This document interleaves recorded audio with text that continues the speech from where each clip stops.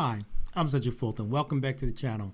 In this episode, I want to help government professionals, especially those working in politically sensitive roles. I will focus on surviving the new administration. In this episode, I will provide 7 steps that will help you when there is a new boss in town.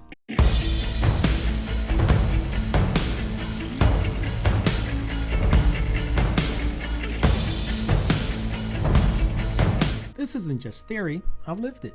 I was the director of tunnels, bridges, and terminals at the Port Authority of New York, New Jersey, and I found myself in the middle of a political firestorm during the infamous Bridgegate scandal. I ended up in a storm as a direct result of a new leadership team with new priorities. In my upcoming book, Leadership Under Pressure, I explore the real challenges of leading when the pressure is not just operational, but political. So let's start with a hard truth. When a new senior executive team takes office, whether at the local, state, or federal level, it's easy to feel like your work, perhaps even your job, is under attack. It is natural to feel that way. Most of us don't like change, especially if the incoming team has a different political affiliation or agenda. If you're a career employee, you've probably done everything you could to stay out of the fray and to be the proverbial Switzerland when the new team comes on board.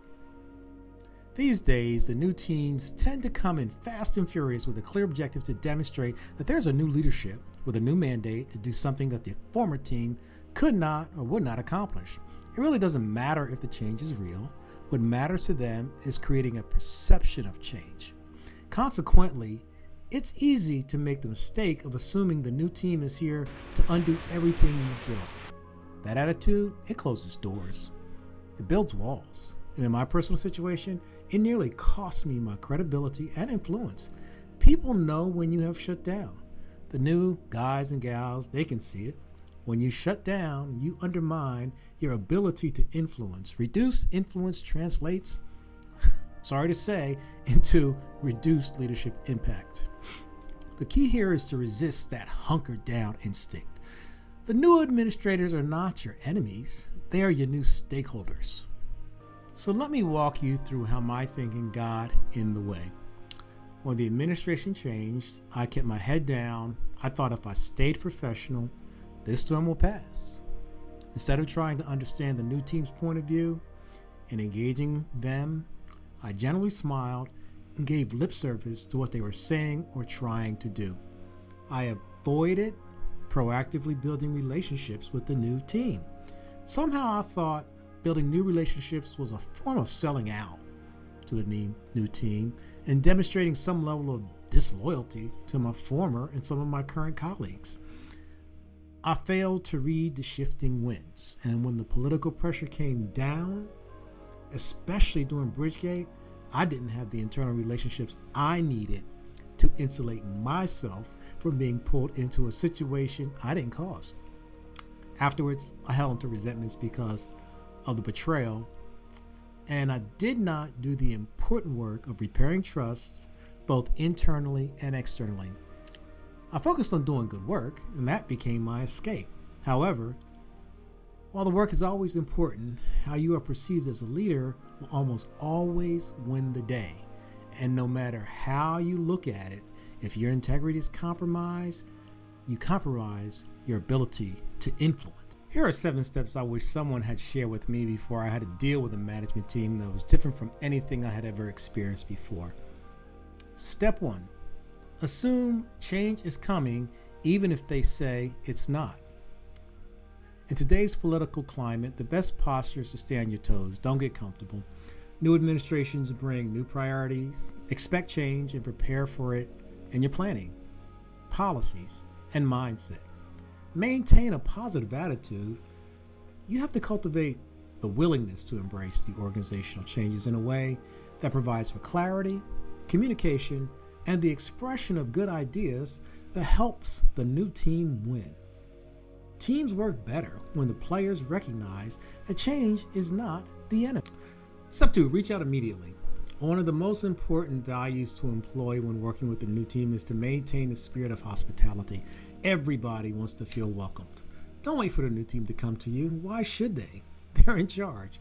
Sure, if I was a new leader, I might reach out to people and do meet and greets, but everyone is not the same. Take some initiative and schedule introductions with new political appointees or their chiefs of staff. Build rapport. Let them know you are there to serve the mission. Let them know that you are there to help them be successful. The old culture may be comfortable, but the new culture is not necessarily bad. Step 3, listen twice, speak once. Early in the transition, your job is to understand their vision. Ask questions. Don't rush to defend the old way, at least not yet. Clarity and understanding is so important. Often the new team doesn't have historic knowledge. They don't know what happened in the past, and frankly, they may not care. Resist the impulse to tell the new team why their ideas have been attempted in the past with no success. While that may be true, no one likes to have people telling them that their idea is not good. Past attempts may have failed for a variety of reasons. It's always possible. Some circumstances may have changed, and what did not work before might work now. Pouring cold water all over the boss's new idea is not smart. Step 4, protecting your integrity, not your turf. If you're tempted to protect your territory, stop.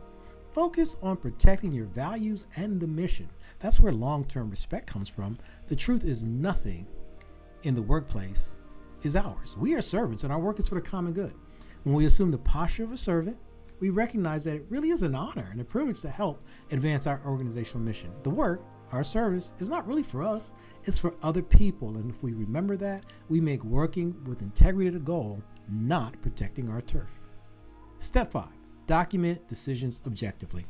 Keep your records clean and factual. Avoid editorializing, nitpicking, and pointing fingers. These records might save you, especially if questionable requests start creeping into operational decision-making. While this may sound paranoid and may be counterintuitive, given what I just said about being open with the new team, history proves the new bosses, new teams, new personalities have new agendas. More often than not, they are seeking rapid change with a demand for fast and furious action. Inevitably, moving fast, particularly if they are not concerned about what happened in the past, can lead to mistakes. Bad things can happen if there's no regard for history. Notwithstanding, if they are in a position of power, the new team may ask for things without a lot of concern about the full implications of their directives. After all, some of the impacts may be long-term, and the new folks might not care if they're not going to be around in the future, particularly if their tenure is tied to election cycles. This is where things can get tricky. Situations that compromise safety or property may require more than just documenting the situation.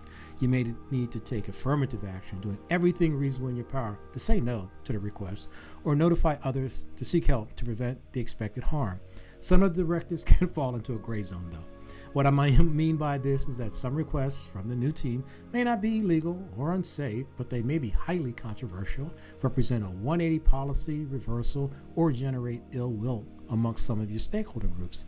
In those situations, your job may require you to carry their water under the heading of that is why you get paid the big bucks. If things go bad, you own it. If it's a lawful order, you may need to suck it up and proceed. Even if you strongly disagree with this decision, you have to be careful because you don't want to find yourself turning each distasteful decision into a mini war with the new team. You can't win when you constantly second guess and question what you are told to do. And importantly, even if the decision is different from what you would have done, it doesn't mean you are always right. Step 6, build alliances everywhere. Politics aside, you'll find good people in every administration. Your goal should be to include building trust with all the people that you work with. Quiet allies can become crucial defenders. Working across the aisle is the secret sauce. Your personal politics should not make their way into the office if you are a civil servant. The mission should always come first. The mission will suffer if the team is not pulling in the same direction. The goal is to seek mutually agreeable objectives that help everyone. And step 7, keep your team in the loop. Transitions cause tremendous anxiety. Lead your team through it. Clarify what's happening. Let them feel safe even when you're unsure. Today, information about the regime change is everywhere. Social media, newspapers, and television. People get touchy and are easily triggered. While we are all human and we have a right to our thoughts and opinions, the workplace is not the forum to test your thoughts and ideas. If you don't talk to your people, they will create their own version of the narratives. As we wrap our heads around these 7 steps, we should be teaching our team how to do the same. So there you have it, 7 steps for how to survive the new administration. One of the biggest lessons I've learned, silence is not neutrality. If you don't engage, someone will define your role for you. Surviving the trauma of a new leadership isn't about hiding, it's about navigating with clarity. Leadership under pressure means stepping forward, not shrinking back. Today, I use what I've learned to help coach, teach, and write. Not to point fingers, but to help build better leaders. If this episode resonates with you, share this with someone going through a transition. And don't forget to subscribe, because in this channel, we turn chaos into clarity. I'm Cedrick Fulton, and this is just the beginning. My book, Leadership Under Pressure, drops soon. Stay tuned.